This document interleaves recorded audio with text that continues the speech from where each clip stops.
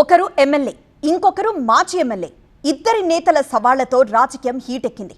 నువ్వేం చేశావంటే నువ్వేం చేశావని ఇద్దరు నేతలు సవాళ్లు విసురుకోవడం హాట్ టాపిక్ గా మారింది. ఇంతకీ ప్రాణహిత విషయంలో అసలేం జరిగింది?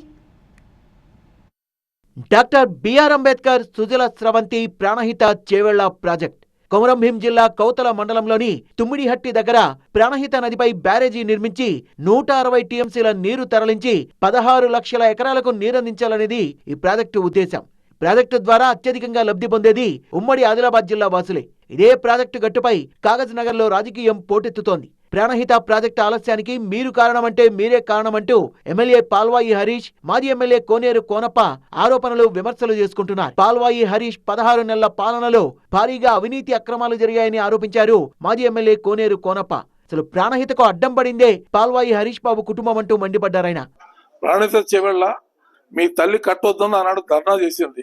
క్లియర్ గా ఉంది, ఈ ప్రాజెక్ట్ ఇక్కడ కట్టొద్దు, ఇక్కడ ఈ ప్రాంతం నష్టపోతారని చెప్పి ధర్నా చేసిన వాయిస్ ఉంది, మా దగ్గర వీడియో ఉంది. బక్వాస్ మాటలు మాట్లాడుకుంటా, ఇష్టమైన మాట్లాడుకుంటా ప్రాణహిత మేము అడిగిన దానికి సమాధానం చెప్పు.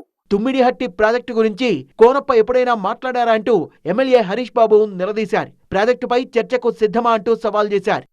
ఆ తుమ్మిడిహట్టి ప్రాజెక్టును కాళేశ్వరం ప్రాజెక్టు తరలిస్తా ఉంటే ఈ తూర్పు ఆదిలాబాద్ జిల్లాను ఎడారిగా మార్చిన ఘనత మీద కాదా?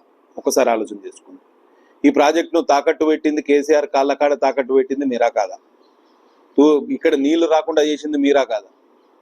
అసెంబ్లీలో మాట్లాడని వ్యక్తి మీరే కదా. అసెంబ్లీ బయట కూడా మాట్లాడలే కదా. ప్రాజెక్టు విషయంలో వాస్తవాలేంటో ప్రాజెక్టు దగ్గరే చర్చించుకుందాం రా అంటూ ఇరువురు నేతలు సవాల్ విసురుకున్నారు. ప్రాజెక్టు దగ్గరకు బయలుదేరేందుకు సిద్ధమైన ఇద్దరు నేతల్ని పోలీసులు అడ్డుకున్నారు. దీనివల్ల కాగజ్ నగర్ లో ఉద్రిక్త వాతావరణం నెలకొంది.